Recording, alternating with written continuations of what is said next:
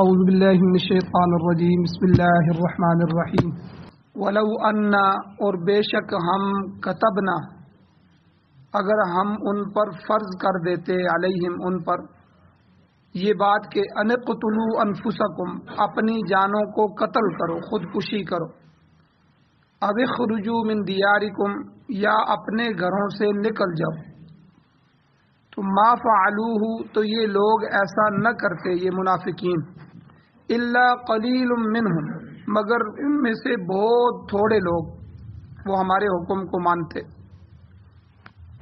ولو انہم فعلوا اور اگر یہ لوگ کرتے ما یوعظون بہ اس چیز کو جس کی ان کو نصیحت کی جاتی ہے تو لکان خیر لہم البتہ یہ بات ان کے حق میں بہتر ہوتی واشد تثبیتا اور زیادہ ثابت رکھنے والی ہوتی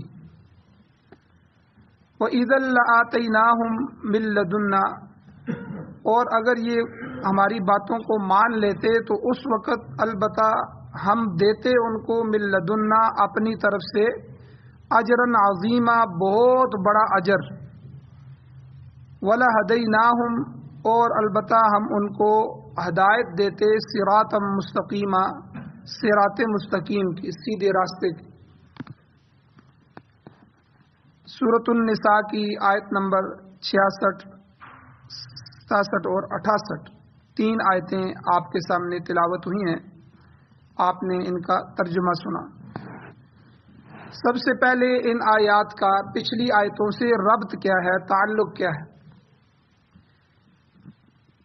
گزشتہ سے پیوستہ جو درس تھا پچھلا سے پچھلا اس میں منافقین کی مذمت بیان ہوئی تھی کہ جب انہیں کہا جاتا ہے کہ اللہ تعالیٰ کی جو نازل کردہ شریعت ہے دین ہے اور کتاب ہے اس کی طرف آؤ اور اللہ کے رسول سے اپنے فیصلے کرواؤ اپنے تنازعات اپنے جھگڑوں کا تصفیہ کراؤ تو وہ اعراض کرتے ہیں یہ منافق کی نشانی تو فرمایا یہ لوگ جھوٹے بہانے کرتے ہیں پھر بہانے بناتے ہیں پھر قسمیں اٹھاتے ہیں کہ قسم اٹھا کے کہتے ہیں ہم تو اس لیے یہودیوں کے پاس گئے تھے تاکہ کچھ تعلق ہو جائے کچھ وہ اسلام لے آئیں یہ وہ اس طرح کر کے بہانے بناتے ہیں اللہ نے فرمایا یہ چیزیں انجام کے اعتبار سے ان کے لیے انتہائی ہی نقصان دہ ثابت ہوں جب اللہ اور اللہ کے رسول کو چھوڑ دیں گے قرآن و سنت سے فیصلے نہیں کروائیں گے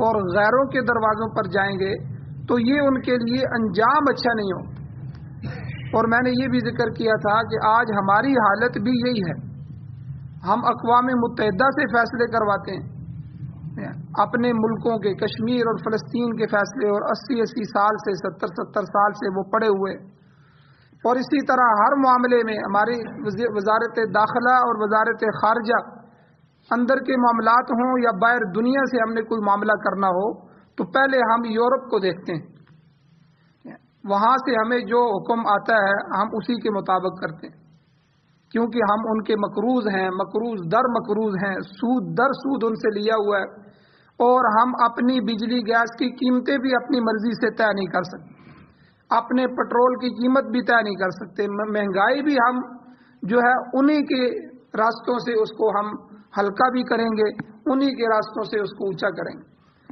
تو اللہ تعالیٰ نے یہ چند منافقین تھے وہ حضور علیہ السلام کے زمانے میں فیصلہ تھا کوئی آپس میں جھگڑا ہو گیا تو وہ فیصلہ حضور سے کروانے کی بجائے وہ کعب بن اشرف جو یہودیوں کا بڑا تھا سود خور منافق آدمی اس کے پاس لے گئے تو اللہ تعالیٰ نے ان آیات میں ان سے پچھلی آیات میں ان منافقین کو جو بظاہر کلمہ پڑھنے والے تھے حضور کی صفوں میں کھڑے ہونے والے تھے تو ان کو ڈانٹا کہ اگر تم اللہ کی نازل کردہ شریعت اور دین اور اللہ کی کتاب اور اس کے رسول کی طرف نہیں آؤ گے اپنے فیصلے اپنے معاملات قرآن و سنت سے حل نہیں کرواؤ گے تو تمہارے لیے یہ انجام اچھا نہیں ہے انجام کے اعتبار سے تم نقصان میں ہو جاؤ اور آج ہمارے ملک کی اور پورے اسلامی ممالک کی جو تباہی ہے وہ اسی وجہ سے کہ وہ ایک واقعہ لکھا ہے کہ ایک دفعہ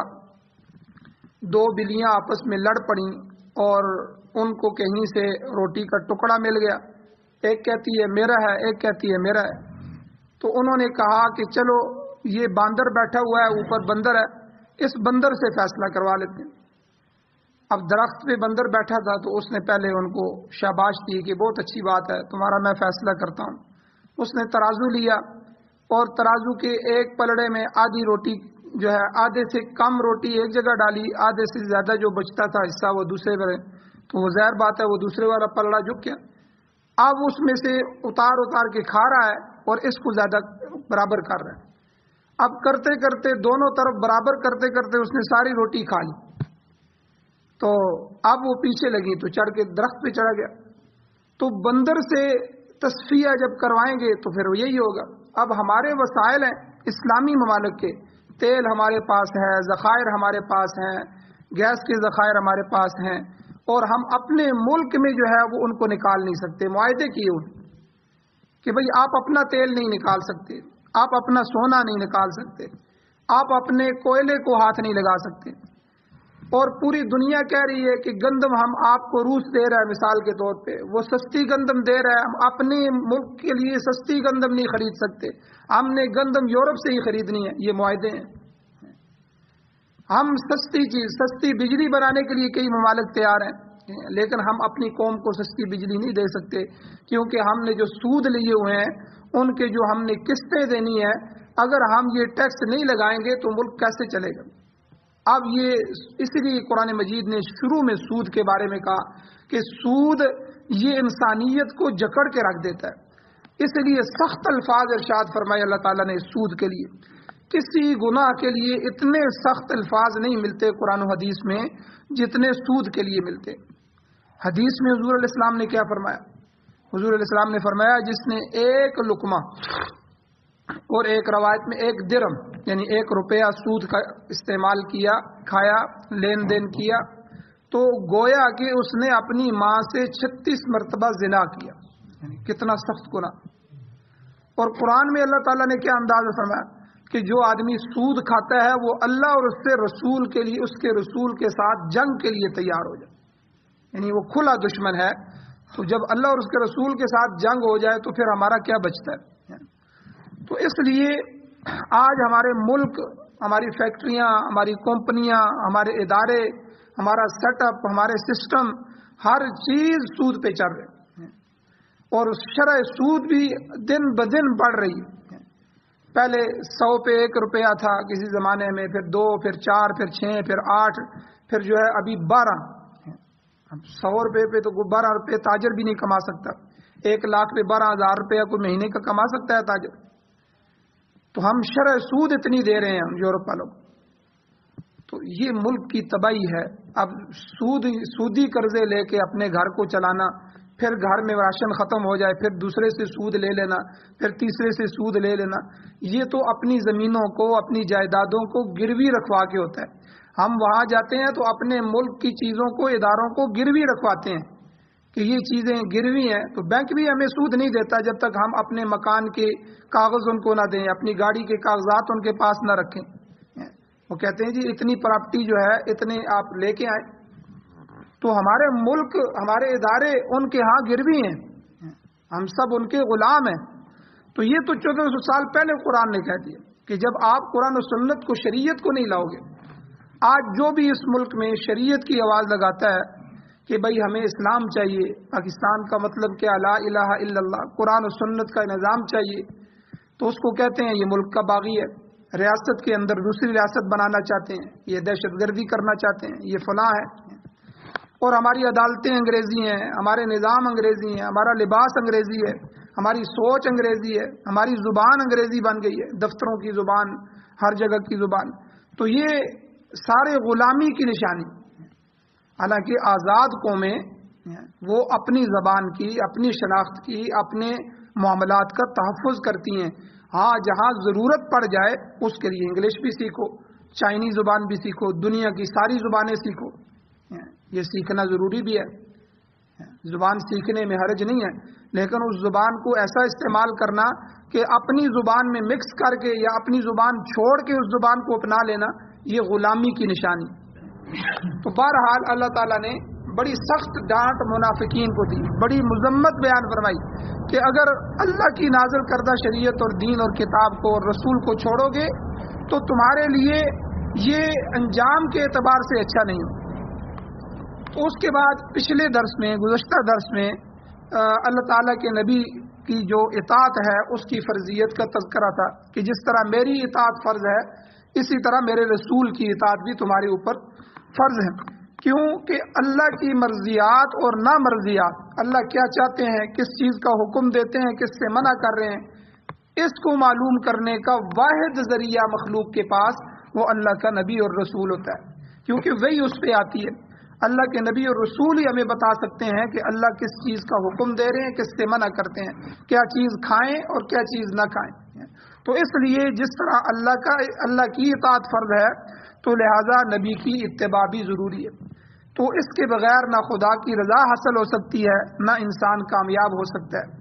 تو یہ تو پچھلے درسوں کا خلاصہ ہے۔ اب آج کی آیات میں اللہ تعالیٰ اور اس کے رسول کی اطاعت کے فوائد بیان کیے، فائدے کیا ہیں، اور ساتھ ساتھ جو منافقین ہیں ان کے غلط رویے کی دوبارہ اللہ نے مذمت بیان فرمائی۔ ارشاد ہوتا ہے، اللہ کہتے ہیں وَلَوْ أَنَّا كَتَبْنَا عَلَيْهِمْ، اگر ہم لکھ دیتے یعنی منافقین پر فرض کر دیتے۔ یہ کتبنا، کاتبہ اس کا لغوی معنی ہوتا ہے لکھنا، مگر مطلب یہ ہوتا ہے کہ فرض قرار دینا۔ جیسے ایک مقام پر اللہ تعالیٰ نے جہاد کے بارے میں فرمایا کتب علیکم القتال، تم پر لڑائی فرض کر دی گئی ہے، لکھ دی گئی ہے، یعنی مطلب فرض قرار دی گئی ہے۔ اور اسی طرح روزے کے متعلق فرمایا کتب علیکم الصیام، تم پر روزے فرض کر دیے گئے۔ تو یہاں بھی اللہ تعالیٰ نے یہی فرمایا کہ وَلَوْ أَنَّا كَتَبْنَا عَلَيْهِمْ، کہ اگر ہم ان پر یہ بات لکھ دیتے، فرض کر دیتے، کیا کہ ان اقتلوا انفسکم، کہ اپنے آپ کو قتل کرو، یعنی خودکشی کر لو۔ یہ حکم پہلے بنی اسرائیل کو بھی ملا تھا۔ بنی اسرائیل کو کب کہا گیا تھا کہ اپنے آپ کو خود قتل کرو، ایک دوسرے کو مارو، اور 70,000 سے زیادہ بنی اسرائیلی قتل ہوئے اللہ کے حکم سے۔ تو اللہ کہتے ہیں کہ ہم امت محمدیہ میں سے بھی اگر ان کو ایسا حکم دیتے تو بنی اسرائیل نے اصل میں ایک بڑا جرم کیا تھا جس کی وجہ سے ان کو یہ حکم دیا گیا تھا کہ خودکشی کرتے۔ وہ گناہ کیا تھا کہ جب فرعون غرق ہو گیا، اللہ نے ان کی نظروں کے سامنے فرعون اور اس کا لو لشکر سارا غرق کر دیا، تو دوسرے کنارے جب یہ پہنچے تو موسیٰ علیہ السلام کو کہنے لگے کہ موسیٰ علیہ السلام کو کہ بھئی ہمیں ایک شریعت چاہیے، ایک کتاب چاہیے کہ جو اللہ کی طرف سے قانون ہو جس پر ہم عمل کریں۔ آج تک ہم کتاب سے محروم ہیں۔ تو موسیٰ علیہ السلام نے کہا کہ ٹھیک ہے، میں کوہ طور پر جاتا ہوں۔ طور پہاڑ پہ اللہ جل شانہ سے وہ ہم کلام ہوتے تھے، کلیم اللہ ان کا لقب تھا، تو میں اللہ سے درخواست کرتا ہوں میں وہاں سے کتاب لے کے آتا۔ جب موسیٰ علیہ السلام وہاں گئے، پیچھے ہارون علیہ السلام کو، اپنے بھائی کو، ان کو وہاں اپنا خلیفہ بنا گئے۔ اب وہاں چلے گئے تو اللہ تعالیٰ نے ان کو کہا کہ آپ یہاں اعتکاف کریں۔ تو بہرحال 40 دن کے اعتکاف کے بعد تورات مل گئی۔ اب ان 40 دنوں میں ان سے صبر نہیں ہوا۔ پیچھے جو سامری تھا، اس سامری نے سب کا سونا جمع کر کے پگھلا کے اس سے ایک بچڑا بنایا، اور اس بچڑے میں اس نے حضرت جبرائیل علیہ السلام جب جو ہے لشکر کے ساتھ آئے تھے تو اس نے دیکھ لیا تھا کہ جبرائیل علیہ السلام کا گھوڑا جہاں قدم رکھتا ہے وہاں گھاس اگاتی ہے، نورانی مخلوق ہے۔ تو وہاں سے اس نے مٹی اٹھائی، اب اس کو مکس کیا تو وہ بچڑا جو ہے وہ بولنے لگا۔ تو اس نے لوگوں کو کہا کہ دیکھو موسیٰ علیہ السلام کو غلطی لگ گئی ہے، وہ اللہ تعالیٰ سے ہم کلام ہونے کے لیے کوئی طور پہ چلے گئے ہیں، خدا تو یہاں موجود ہے، یہ دیکھو خدا بول رہا ہے بچڑے میں۔ اب وہ بچڑا جو ہے وہ گوں گوں کرتا، بولتا تھوڑا سا۔ تو اب انہوں نے اس کی پوجا شروع کر دی، انہوں نے اس کو خدا سمجھ لیا، شرک شروع کر دیا۔ اب موسیٰ علیہ السلام واپس آئے تو دیکھا میری آدھی قوم تو شرک میں مبتلا ہو گئی ہے، اور یہ اتنے بدبخت لوگ ہیں کہ ان کو انتظار بھی نہیں ہوا۔ تو بہرحال اس وقت اللہ تعالیٰ نے یہ حکم نازل فرمایا، تو موسیٰ علیہ السلام نے ان کو سمجھایا اور غصہ کیا، اور جو ہے اللہ نے حکم دیا اب اس کی معافی کی ایک ہی صورت ہے کہ تم خودکشی کرو، ایک دوسرے کی گردنیں اتارو اپنے ہاتھ سے. بڑا سخت حکم تھا. بہرحال ان کی سچی توبہ تھی. 70,000 کے قریب بنی اسرائیلی وہاں جو ہے وہ ذبح ہو گئے. تو پھر اللہ تعالیٰ نے کہا کہ بس، حالانکہ حکم سب کے لیے تھا کہ ایک دوسرے کو سب قتل کرو، یہی معافی کی صورت ہے، لیکن جب 70,000 ہوئے تو کہا کہ بس ان کی توبہ قبول کر دی گئی. تو یہاں بھی اللہ تعالیٰ نے فرمایا کہ اگر ہم ان منافقین کے لیے یہ فرض کر دیتے انقتلوا انفسکم، کہ تم جو ہے بنی اسرائیل کی طرح تمہیں بھی حکم ہے کہ تم اپنے آپ کو قتل کرو، تو اور دوسرا حکم ہم اگر دے دیتے او اخرجوا من دیارکم، یا اپنے گھروں سے نکل جاؤ، اس کو بھی ہم ضروری قرار دیتے تو کیا ہوتا؟ کیا یہ ہمارا حکم مانتے؟ اللہ کہہ رہے ہیں ما فعلوہ، یہ ایسا نہیں کرتے، الا قلیل منہم، مگر بہت تھوڑے لوگ ان میں سے جو اصل صحابہ ہیں وہی جو ایسا کرتے. جو چند منافقین ہیں وہ کبھی بھی ایسا نہ کرتے، وہ نہیں مانتے. تو بنی اسرائیل کو خودکشی کا جب حکم ہوا تھا، میں نے کہا کہ انہوں نے تھوڑا سا پس و پیش کیا، جو ہے کمزوری دکھائی، لیکن بعد میں حکم کی تعمیل بھی کی. مگر ہماری شریعت میں یاد رکھیں خودکشی حرام ہے. اپنے آپ کو قتل کرنا خودکشی. کئی لوگ ہوتے ہیں وہ پھندا ڈال لیتے ہیں، آگ لگا دیتے ہیں، اپنے اور اپنے بچوں سمیت کئی عورتیں اور کئی مرد جو ہے وہ کسی دریا میں چھلانگ لگا دیتے ہیں، فاقے سے تنگ آ گئے یا کچھ اور معاملات ہوں. تو ہماری شریعت میں خودکشی حرام ہے. حضور علیہ الصلوۃ والسلام نے اس کے بارے میں بھی سخت حدیث ارشاد فرمائی. ایک حدیث میں حضور نے فرمایا کہ جو آدمی خودکشی کرے گا تو اسے برزخ میں بھی اور آخرت میں بھی، یعنی برزخ کا عمل میں نے کل بھی بتایا تھا، پرسوں بھی، کہ جب آدمی مر جاتا ہے تو مرنے کے بعد جو اس کا ٹھکانہ ہوتا ہے آخرت تک، قیامت کے دن اٹھنے تک، یہ ہزاروں سال لاکھوں سال بھی ہو سکتا ہے، تو یہ برزخ ہے. تو برزخ میں بھی اور پھر آخرت میں بھی، جہنم میں بھی اس کو وہی سزا ملے گی جو طریقہ اس نے خودکشی کا اختیار کیا تھا، اسی طریقے سے اس کو سزا دی جاتی رہے گی. مثلا کسی نے زہر کھا لیا یا کوئی تیز دھار آلہ چاقو چھری تھا اس سے اپنے آپ کو مار لیا، یا گولی مار کے اپنے آپ کو خودکشی کر لی، حرام کر لیا، یا کسی بلند جگہ سے پہاڑ سے چڑھ کے اس نے یا مینارے سے چڑھ کے چھلانگ لگا لی، یا پانی میں ڈوب کے مر گیا، چھلانگ لگائی، تو فرمایا آخرت میں اسے اسی قسم کی سزا دی جاتی ہے، ہمیشہ وہ اسی طرح خودکشی کرتا رہے گا. تو یہ کتنی سخت سزا ہے. تو بہرحال اپنے آپ کو قربانی پیش کرنا یہ بڑا مشکل کام ہے، اس لیے اللہ تعالیٰ نے ایسا حکم بھی نہیں دیا. جیسے حضرت ابراہیم علیہ السلام کو حکم دیا کہ اسماعیل علیہ السلام کو ذبح کرے، تو وہ ذبح کرنے کے لیے بھی تیار ہو گئے، لے بھی گئے اور ان کی آنکھوں پہ پٹیاں باندھی اور ان کو ذبح کر بھی رہے ہیں، لیکن وہ ذبح نہیں ہوئے. جنت کا مینڈا آ گیا اور ان کی جگہ ذبح ہو گیا، اور اللہ نے ان کی قربانی کو قبول کر لیا، اور سنت ابراہیمی کو اس امت میں بھی اللہ نے جاری فرما دیا. اگر اسماعیل علیہ السلام ذبح ہو جاتے تو ہمیں بھی اپنے بیٹوں کو قربان کرنا پڑتا، تو یہ کتنا مشکل کام ہوتا. تو اس لیے اپنے آپ کی قربانی پیش کرنا یہ بڑا مشکل کام ہے. تو اس لیے اللہ نے ہمیں خودکشی کا حکم بھی نہیں دیا اور گھروں سے نکل جانے کا حکم بھی نہیں دیا. اگر اللہ دے دیتا تو بہت تھوڑے لوگ اس کی تعمیل پر تیار ہوتے. اللہ تعالیٰ کا قانون ہے قرآن مجید میں، اللہ نے فرمایا لا یکلف اللہ نفسا الا وسعها، کہ وہ اللہ کسی کو اس کی طاقت سے زیادہ بوجھ اس پر نہیں ڈالتا. ہماری طاقت سے زیادہ اللہ نے ہمیں کوئی حکم نہیں دیا. جو حکم بھی اللہ کا موجود ہے وہ ہمارے بس اور طاقت کا ہے. لہذا اللہ تعالیٰ نے جانی قربانی پیش کرنے کا حکم بھی نہیں دیا. بہت سے مفسرین ہیں، صاحب روح المعانی اور دوسرے مفسرین حضرات بہت سے صحابہ کا قول نقل کرتے ہیں. حضرت عمر رضی اللہ تعالیٰ کا قول نقل کرتے ہیں. حضرت عمر فرماتے تھے کہ اگر اللہ تعالیٰ ہمیں حکم دے دیتے کہ ہم اپنے آپ کو اس کی راہ میں قربان کر دیں تو یقیناً ہم ایسا کر گزرتے، مگر الحمدللہ اللہ نے ایسا حکم نہیں دیا.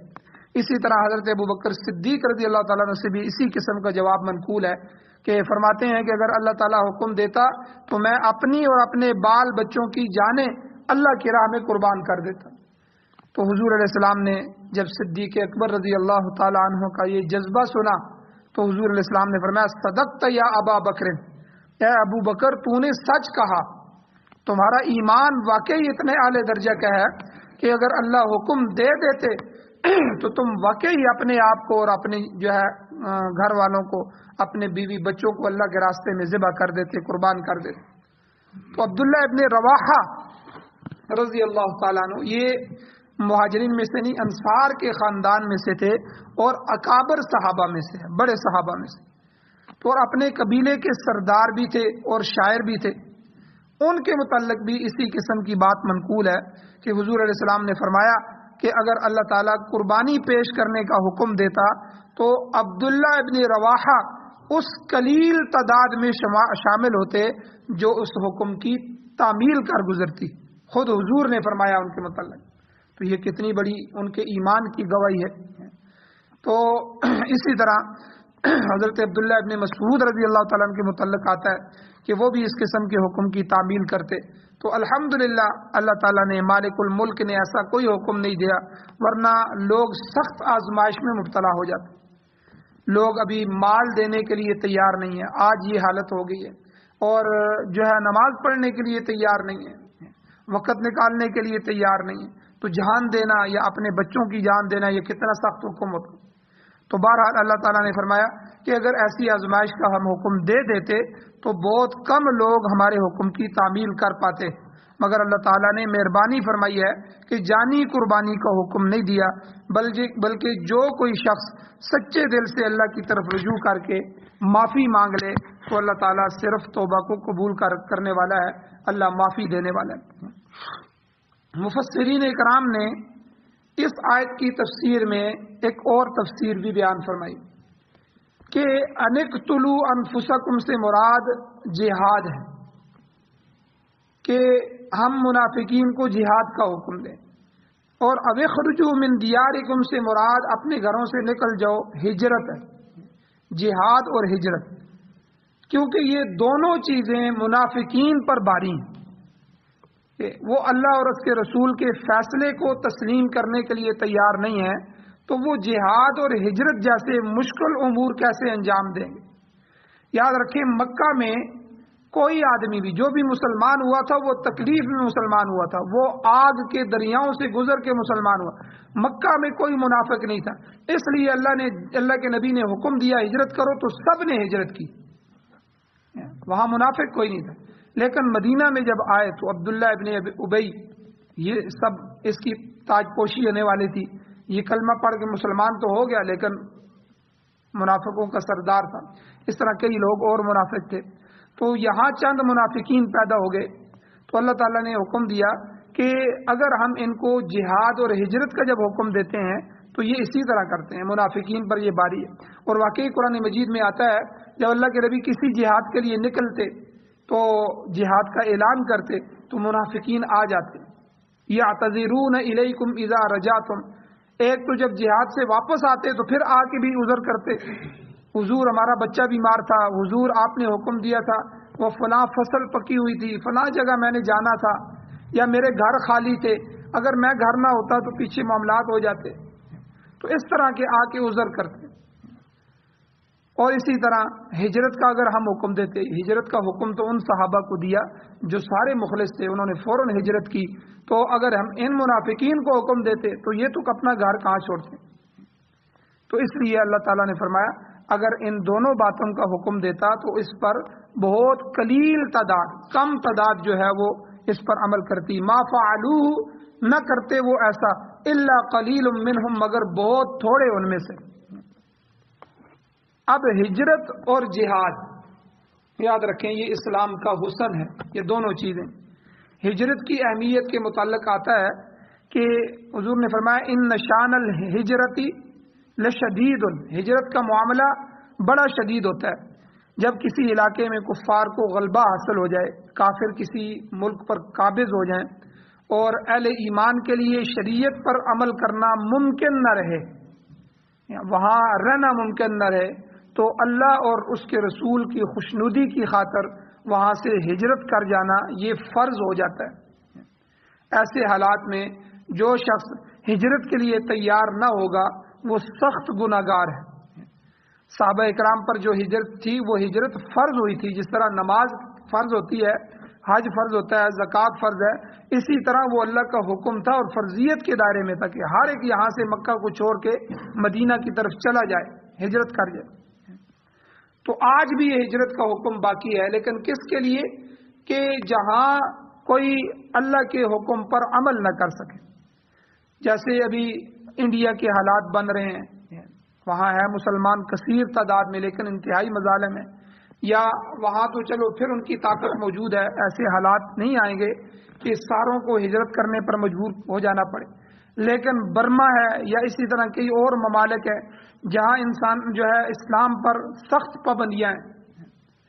تو اس لیے ایسے علاقے جہاں کفار کا غلبہ ہو جائے اور وہ شریعت پر عمل نہ کرنے دیں، اللہ اور اس کے رسول کے حکم پر عمل نہ کرنے دیں، تو ایسے علاقوں سے اللہ اور اس کے رسول کی خوشنودی کے لیے، ان کی رضا کے لیے ہجرت کرنا فرض ہو جاتا ہے۔ تو ایسے حالات میں جو آدمی ہجرت کے لیے تیار نہیں ہوگا، ایک تو وہ سخت گناہگار ہے اور اس کے لیے جہنم کی وعید آئی ہے۔ اسی طرح اللہ کے دین کی اقامت کے لیے دوسرا حکم جہاد بھی فرض ہے۔ جہاد میں سب سے پہلے قتال شامل ہے، جیسے سورہ بقرہ میں آ چکا ہے کتب علیکم القتال، اللہ کہتے ہیں تم پر لڑائی فرض قرار دی گئی ہے، جہاد فرض کر دیا گیا ہے۔ وَهُوَ كُرْهٌ لَكُمْ، اگرچہ وہ تمہیں ناپسندیدہ، اس میں جان کا خطرہ ہے، اس میں کاروبار چھوڑ کے جانا پڑتا ہے، جیسے ابھی طالبان افغانستان میں 20 21 22 سال جہاد میں انہوں نے گزارے اور کتنی مشقت کی زندگی انہوں نے گزاری ہے، اور کس طرح جو ہے وہ اپنی تنگی کے ساتھ انہوں نے کیا ہے۔ تو بہرحال اگر ایسے حالات پیدا ہو جائیں کہ اپنے ملک پر، اپنے اسلامی ممالک پر ایسے حالات ہوں تو جہاد فرضیت کے درجے میں چلا جاتا ہے۔ تو اس میں جان کا خطرہ ضرور ہے، مگر انجام کے اعتبار سے اس میں تمہارے لیے بہتری ہے۔ جہاد کے متعلق حضور علیہ الصلوۃ والسلام کے بہت سے ارشادات ہیں۔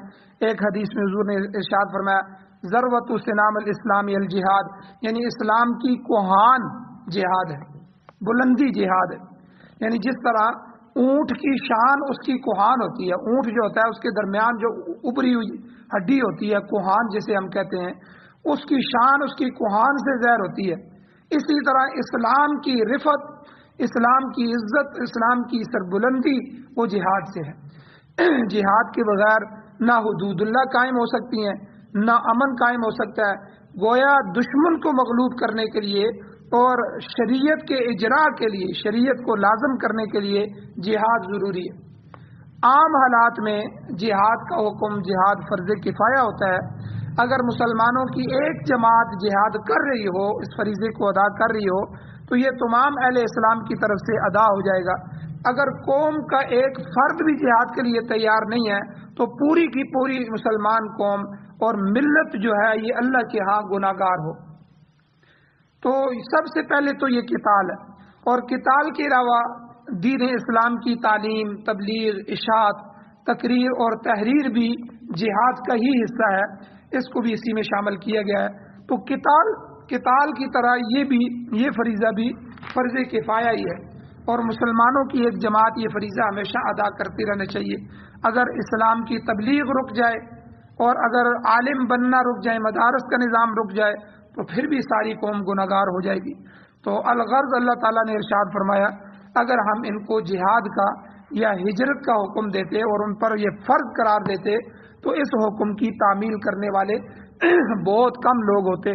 مفسرین اکرام فرماتے ہیں کہ اس قلیل تعداد میں صحابہ اکرام تو سب کے سب داخل ہیں، کیونکہ وہ ہر حکم کی تعمیل کے لیے ہمیشہ تیار رہتے تھے۔ البتہ کمزور ایمان والے اور منافق لوگوں کے لیے یہ دونوں چیزیں بہت مشکل ہیں، وہ خود غرضی کے اندر مبتلا ہوتے ہیں، وہ آسائش کی زندگی گزار رہے ہوتے ہیں، وہ آرام طلبی کا شکار ہوتے ہیں۔ تو لہذا جو آدمی سہولت پسند ہو جائے تو وہ مشقت کو پھر برداشت نہیں کر سکتا۔ تو یہ ہم جو آج کل یہ نئی نئی مشینیں خرید رہے ہیں، پہلے جو ہے وہ ہمارے گھروں کی جو عورتیں ہوتی تھیں وہ ہاتھوں سے کپڑے دھوتی تھی، دور سے پانی بھر کے لاتی تھیں، اور اسی طرح کے معاملات ہوتے تھے، ان کی صحتیں بھی صحیح ہوتی ہیں۔ آج کل مشینی دور آ گئے ٹھیک ہے، وہ لسی بناتی تھیں تو وہ پورا ان کو مجاہدہ کرنا پڑتا تھا. آج جو ہے وہ لسی، دودھ، مکھن نکالنے کی مشینیں آ گئی، آٹا گوندنے کی مشینیں آ گئی ہیں، کپڑے دھونے کی مشینیں آ گئی ہیں، کپڑے سکھانے کی مشینیں آ گئی ہیں. یعنی یہ سب کیا ہے؟ یہ سہولت کی زندگی. اب یہ آدمی سہولت پسند ہو گیا. جب سہولت پسند ہو گیا، ان کو کبھی مشین خراب ہو جائے تو ایک اد دفعہ اتنے کپڑے دھونے پڑ جائیں ہاتھ پہ تو وہ بیمار ہو جاتی ہیں. وہ کہتی ہیں اتنے کپڑے ہم کیسے ہاتھ پہ دھوں گے؟ تو وجہ کیا ہے؟ تو یہی ہے، آدمی جب کاروبار میں، دنیا میں گھس جائے اور اتنا وقت نہ ہو کہ وہ نماز کے لیے بھی وقت نہ نکال سکے، اور پھر دفتروں میں اے سی لگا ہوا ہے، گھر میں اے سی لگا ہوا ہے، گھر سے نکلے گاڑی میں بیٹھے، گاڑی میں اے سی لگا ہوا ہے، گاڑی سے نکلے جا کے دفتر میں بیٹھے، دفتر میں اے سی لگا ہوا ہے، دفتر سے پھر نکل کے گاڑی میں بیٹھے، پھر گھر آئے، ہر جگہ یہ سہولت آ گئی. اب وہ گاڑی سے تھوڑی دیر کے لیے بھی باہر نکلتے ہیں بازار میں تو کہتے ہیں بہت گرمی ہے. ٹھیک ہے، وہ اس کو گرمی کو برداشت نہیں کر سکتے، حالانکہ وہ لوگ جو اے سی میں نہیں رہ رہے وہ اسی گرمی کو برداشت کر رہے ہیں. تو سہولت پسند آدمی، تو خود غرض آدمی، آرام طلب آدمی جو ہے وہ جہاد نہیں کر سکتا، وہ ہجرت نہیں کر سکتا. تو یہ دونوں مشکل کام ہیں، اس لیے منافقین پر بھاری. اللہ تعالیٰ سے دعا ہے اللہ ہمیں عمل کی توفیق عطا فرمائے. آمین. الحمدللہ رب العالمین والعاقبۃ للمتقین والصلاۃ والسلام علی رسولہ النبی الامی الکریم. یا اللہ ہماری کمیوں کو تنیوں کو معاف فرمائیے، درگزر فرمائیے، صغیرہ کبیرہ گناہوں کو معاف فرمائیے. یا اللہ نبی علیہ الصلوۃ والسلام کی جو تعلیمات ہیں یا اللہ اس پر عمل کرنے کی توفیق عطا فرمائیے. یا اللہ ہمیں جہاد کرنے کی توفیق عطا فرمائیے، میدان جہاد میں نکلنے کی توفیق عطا فرمائیے. یا اللہ ہمیں شہادت کی موت نصیب فرمائیے. یا اللہ جو شہادت آپ کے پیغمبر نے آپ سے بار بار مانگی، یا اللہ وہی شہادت ہمیں عطا فرمائیے. یا اللہ نبی علیہ الصلوۃ والسلام کے لائے ہوئے دین کو آگے پھیلانے کی توفیق عطا فرمائیے. قرآن و سنت کی بالادستی نصیب فرمائیے، قرآن و سنت کی حکومت نصیب فرمائیے. یا اللہ قرآن میں جو سنا پڑا یا اللہ اس پر عمل کرنے کی توفیق عطا فرمائیے.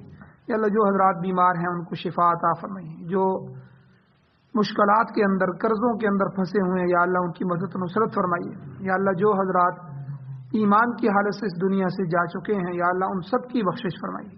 صلی اللہ تعالی علی خیر خلقہ محمد وآلہ وصحبہ اجمعین برحمتک یا ارحم الراحمین.